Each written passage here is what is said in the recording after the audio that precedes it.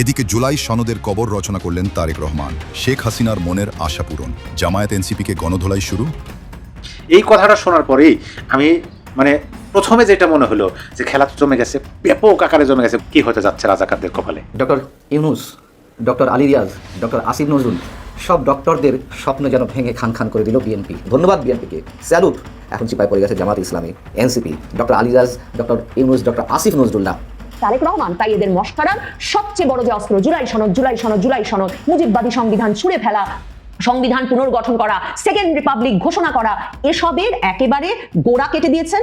সংবিধান সংস্কার পরিষদের সদস্য হিসেবে তারা শপথ নেন নাই। বীর মুক্তিযোদ্ধা ফজলুর রহমান বাংলাদেশের পরবর্তী সরকারের মুক্তিযুদ্ধ বিষয়ক মন্ত্রী হতে চলেছেন। তিনি যদি মন্ত্রণালয়ের দায়িত্ব পান তাহলে কি মন্ত্রণালয়ের উদ্যোগে ধানমন্ডি 32 নম্বর বাড়ি আবার পুনর্নির্মাণের ব্যবস্থা করবেন তিনি? তাহলে কি আওয়ামী লীগের কথাই সত্যি হলো? আওয়ামী লীগের নেতাকর্মীরা যারা বিদেশ পালিয়ে গেছে, শেখ হাসিনা সহ, তারা প্রতিনিয়তই বলতেছিল যে এই নির্বাচন সাধারণ জনগণ বর্জন করবে, কেউ নির্বাচনে যাবে না, কেউ ভোট দিবে না। আসলে কি সেই ঘটনায় ঘটলো? আমরা কি তারই প্রতিচ্ছবি দেখতে পাচ্ছি? দর্শক, নতুন একটা নিউজে আপনাকে স্বাগতম। প্রিয় দর্শক, বাংলাদেশের মধ্যে ঘটে যাওয়া বেশ কিছু চলমান ঘটনাবলী থেকে আপনাদের সামনে কয়েকটা গুরুত্বপূর্ণ খবর নিয়ে হাজির হয়েছি, যার কিছুটা অংশ বিশেষ ইতিমধ্যেই ভিডিওর শুরুতেই দেখেছেন। তো দর্শক, ভিডিওর শুরুটা দেখেই কিন্তু বুঝতে পেরেছেন আজকের নিউজটা ঠিক কতটা গুরুত্বপূর্ণ এবং ঠিক কোন বিষয়টাকে ইঙ্গিত করছে। তাই বলবো, যারা ভিডিওটি অন করেছেন না টেনে সম্পূর্ণ নিউজটি মনোযোগ সহকারে দেখতে থাকুন, তাহলে আজকের মূল বিষয়টা বুঝতে পারবেন। তো দর্শক, আর দেরি না করে চলুন দেখে আসবো আজকে সেই কাঙ্ক্ষিত ভিডিওগুলো। তবে তার আগে বলবো, যারা এখনো চ্যানেলটি সাবস্ক্রাইব করেননি অবশ্যই চ্যানেলটি সাবস্ক্রাইব করে পাশে থাকা বেল আইকনটি ক্লিক করে দিন। আর যারা ইতিমধ্যেই চ্যানেলটি সাবস্ক্রাইব করে রেখেছেন তাদেরকে অসংখ্য ধন্যবাদ। তো চলুন দর্শক, ভিডিওটিতে একটি লাইক দিয়ে আমরা ধারাবাহিকভাবে সবগুলো ভিডিওর আলোচনা দেখে আসি।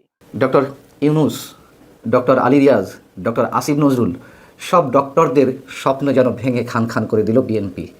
তার কারণ আপনারা নিশ্চয়ই এরই মধ্যে জেনেছেন, এই যে নির্বাচনটি অনুষ্ঠিত হয়ে গেল তার সাথে যে গণভোট অনুষ্ঠিত হলো, এই সবের সমন্বয়ে সরকারের পক্ষ থেকে বয়ান দেওয়া হচ্ছিল। ডক্টর ইউনূসের বিশেষ সহকারী, বিশেষ প্রতিনিধি ডক্টর আলী রিয়াজ সাহেব বয়ান দিয়ে আসছিলেন যে নির্বাচিত জনপ্রতিনিধিদের দুটি শপথ নিতে হবে, একই সঙ্গে সংসদ সদস্য হিসেবে এবং একই সঙ্গে সংবিধান সংস্কার পরিষদের সদস্য হিসেবে। কিন্তু বিএনপি যে সকাল 11:15টার দিকে সংসদ সদস্য হিসেবে তাদের নির্বাচিত প্রতিনিধিদের শপথ নিয়ে আলো, তার আগে সালাউদ্দিন আহমেদ স্পষ্টভাবে ওই শপথ অনুষ্ঠান কক্ষে জানিয়ে দিলেন যে বিএনপির নির্বাচিত প্রতিনিধিরা এখনই সংবিধান সংস্কার পরিষদের সদস্য হিসেবে শপথ নেবে না। একবারে মোক্ষম জবাব, সুযোগ বুঝে। এবং তার ব্যাখ্যাও তিনি দিয়েছেন অত্যন্ত যৌক্তিকভাবে সংবিধানের আলোকেই। কোত্থেকে কোন ডক্টর আলী রিয়াজরা যুক্তরাষ্ট্রের প্রতিনিধি হিসেবে, ডিপ স্টেটের প্রতিনিধি হিসেবে, বহুজাতিক কোম্পানির লবিস্ট হিসেবে উড়ে এসে জুড়ে বসে তারা বড় বড় বয়ান ছাড়ছিলেন, সংবিধানের ব্যাখ্যা দিচ্ছিলেন। তারা যা গিলাবে মানুষ তো তা গিলবে না। সৈয়দ সালাউদ্দিন আহমেদ শপথ নেওয়ার ঠিক কয়েক মিনিট আগেই তিনি ঘোষণা দিলেন যে ত্রয়োদশ জাতীয় সংসদ নির্বাচনে কেউ সংবিধান সংস্কার পরিষদের সদস্য হিসেবে নির্বাচিত হয়নি। সত্য কথা, গণভোট অনুষ্ঠিত হয়েছে। সংবিধান সংস্কার পরিষদের কথা কোথায় বলা আছে? সংবিধান এটা এখনও ধারণ করেনি। গণভোটের রায় অনুযায়ী সংবিধান সংস্কার পরিষদ গঠিত হলে সেটি সংবিধানে আগে ধারণ করতে হবে, স্পষ্ট উল্লেখ থাকতে হবে। সংবিধান সংস্কার পরিষদের সদস্যদের কে শপথ নেওয়াবেন সেটি বিধান করতে হবে। তিনি আরও বলেন যে সাংবিধানিকভাবে জাতীয় সংসদে গৃহীত হওয়ার পর সংবিধান সংস্কার পরিষদের সদস্যদের শপথ নেওয়ার বিধান করা যাবে। আর এই ডক্টর আলী রিয়াজ বয়ান তো দিয়ে যাচ্ছেন, বড় বড় বলি কপচাচ্ছেন একের পর এক। রোববারও তিনি গণমাধ্যমকে বলছিলেন যে জুলাই সনদ বাস্তবায়ন প্রশ্নে বেশিরভাগ ভোটার সম্মতি দেওয়ায় নির্বাচিত সংসদ সদস্যদের দুটি শপথ নিতে হবে। শপথ নিতে হবে এটা কেন? গণভোট হয়েছে। গণভোটের আবার কি গণপরিষদের সদস্য হিসেবে নির্বাচিত হয়েছে নাকি? এটা তো গণভোট হয়েছে। তিনি কি বলছেন? জুলাই জাতীয় সনদ বাস্তবায়ন সংবিধান সংস্কার আদেশ 2025-এ এটা সুস্পষ্টভাবে বলা হয়েছিল যে এই যে জাতীয় সংসদে নির্বাচিত সদস্যদের দ্বারাই সংবিধান সংস্কার পরিষদ গঠিত হবে এবং জাতীয় সংসদে নির্বাচিত সদস্যরা দুটো শপথ গ্রহণ করবেন, একটি হচ্ছে সংসদ সদস্য হিসেবে, আরেকটি হচ্ছে সংবিধান সংস্কার পরিষদের সদস্য হিসেবে।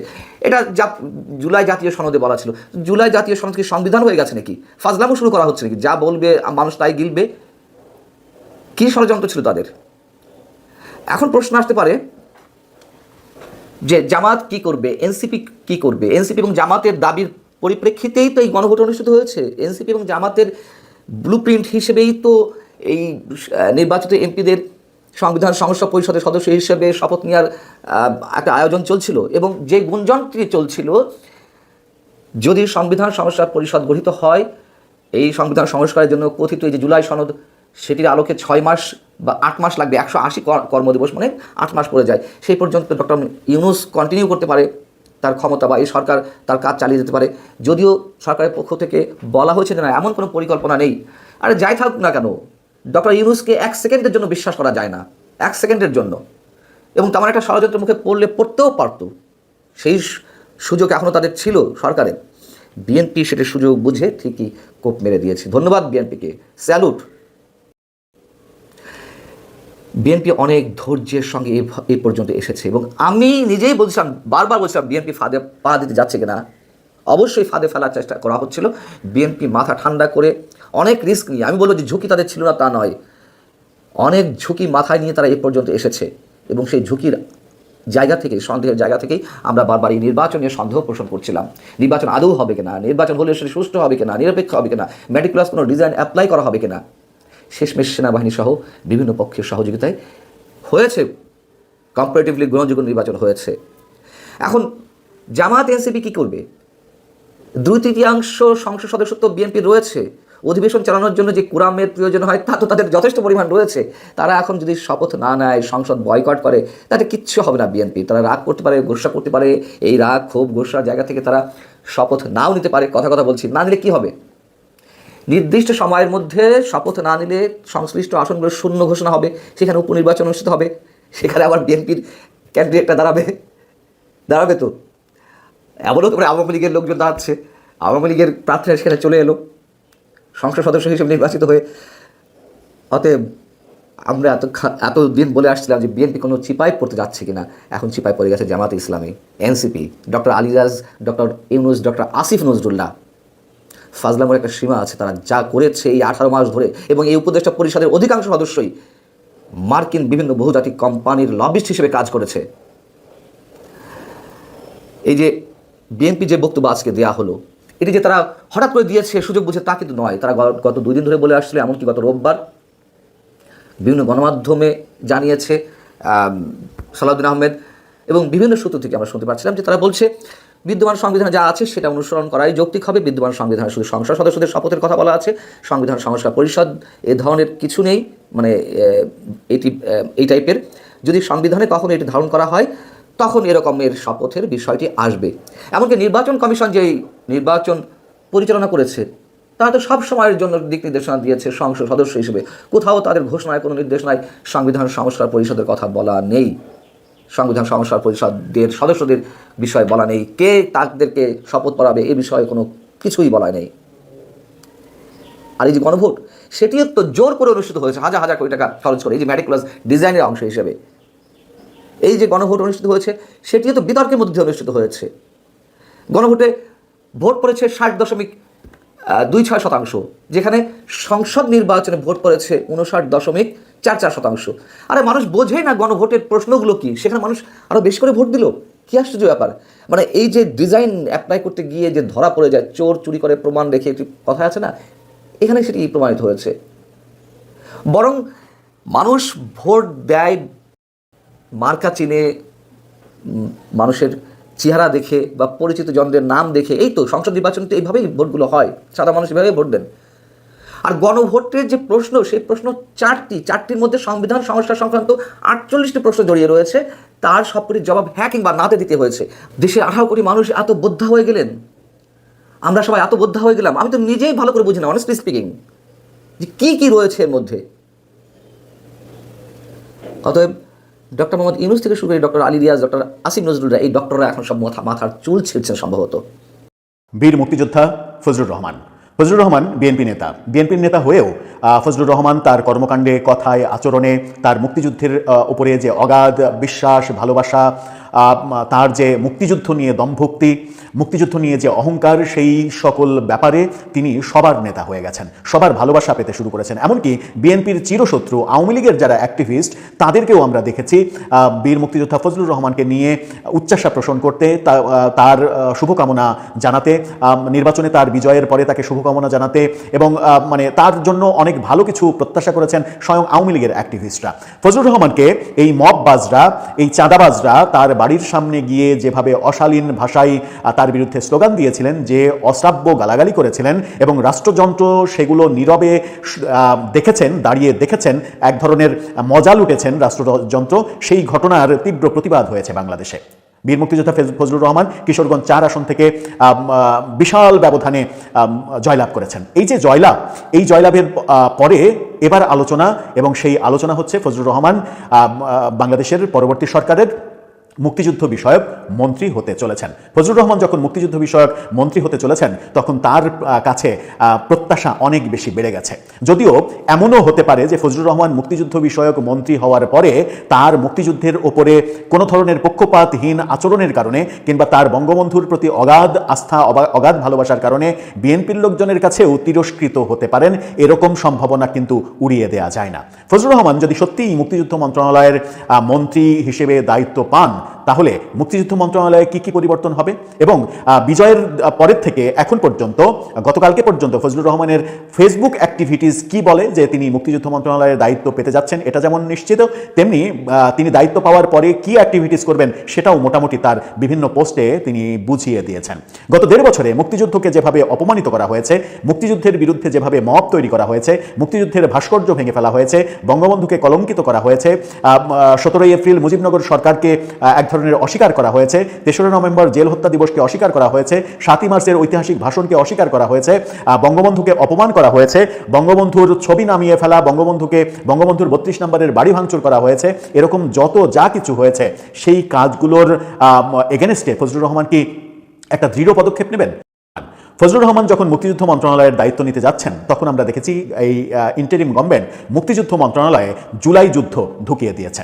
মুক্তিযুদ্ধের সঙ্গে জুলাই যুদ্ধকে, জুলাইয়ের সরকার পতনের আন্দোলনকে এক কাতারে নিয়েছে এই অন্তর্বর্তীকালীন সরকার। মুক্তিযুদ্ধকে ছোট করা, মুক্তিযুদ্ধের ইকুয়াল অবস্থানে 24কে স্থান দেওয়া এবং মুক্তিযোদ্ধাদের সঙ্গে জুলাই যোদ্ধাদের তুলনা করে জুলাই যুদ্ধকে আরও বেশি, মুক্তিযুদ্ধের চাইতে অনেক বেশি মহান হিসেবে প্রতিষ্ঠিত করার যে চেষ্টা আমরা দেখেছি, সেই চেষ্টার একটা বড় অংশ হিসেবে জুলাই যুদ্ধের এই ব্যাপারগুলো মুক্তিযুদ্ধ মন্ত্রণালয়ে ইনক্লুড করা হয়েছে। অথচ দাবি ছিল যে এটা সমাজ কল্যাণ মন্ত্রণালয় কিংবা অন্য কোনো মন্ত্রণালয়ে একটা পার্ট হিসেবে ঢুকতে পারে। মুক্তিযুদ্ধ মন্ত্রণালয় স্পেসিফিক 1971 সালের মুক্তিযুদ্ধ কেন্দ্রিক যে মন্ত্রণালয়, সেই মন্ত্রণালয়ে একটি সরকার বিরোধী আন্দোলনের ইস্যু কেন ঢুকিয়ে দেওয়া হলো, এই প্রশ্ন উঠেছে বারবার। কিন্তু প্রশ্ন উঠলেও কিছু করার নেই, কারণ প্রফেসর ইউনূস এজেন্ডা নিয়ে এসেছিলেন এই দেশে মুক্তিযুদ্ধের ব্যাপারগুলো, যে তিনি যেহেতু নিজে মুক্তিযুদ্ধ করেননি, তিনি মুক্তিযুদ্ধের সময় প্রায় আপনার 30-32 বছরের যুবক, সেই 30-32 বছরের যুবক কেন মুক্তিযুদ্ধ করলেন না সেই প্রশ্ন অনেকেই করেন। তিনি যেহেতু নিজে মুক্তিযুদ্ধ করেননি, মুক্তিযুদ্ধ এবং মুক্তিযোদ্ধার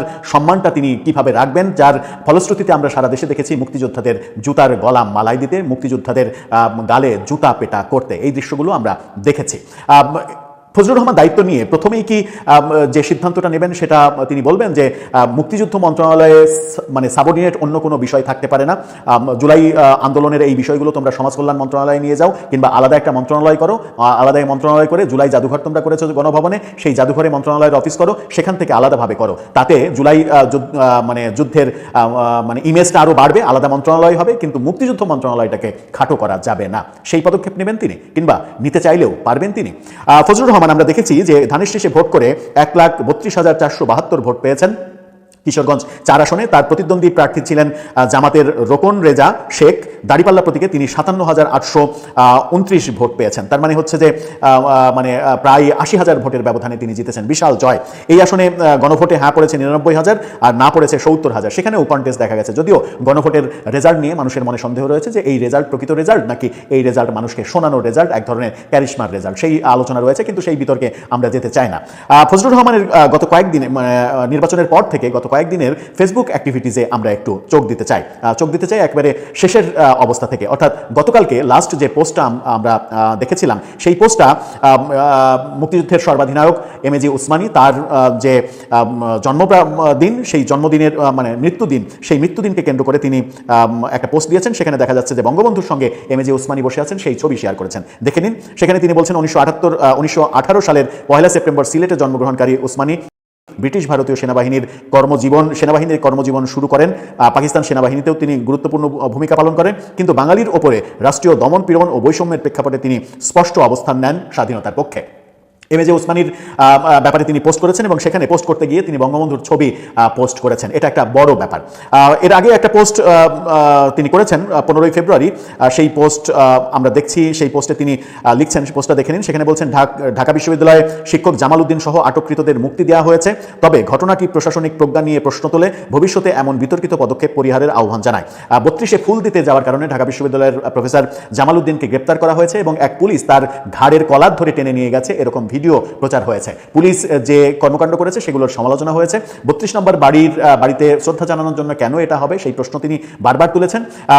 তিনি যদি মন্ত্রণালয়ের দায়িত্ব পান, তাহলে কি মন্ত্রণালয়ের উদ্যোগে ধানমন্ডি 32 নম্বর বাড়ি আবার পুনর্নির্মাণের ব্যবস্থা করবেন তিনি? এটা একটা বড় প্রশ্ন হয়ে আসবে। 15 ফেব্রুয়ারি তিনি আরেকটা পোস্ট করেছেন, খুবই রহস্যজনক পোস্ট। সেই পোস্টটা দেখে নিন।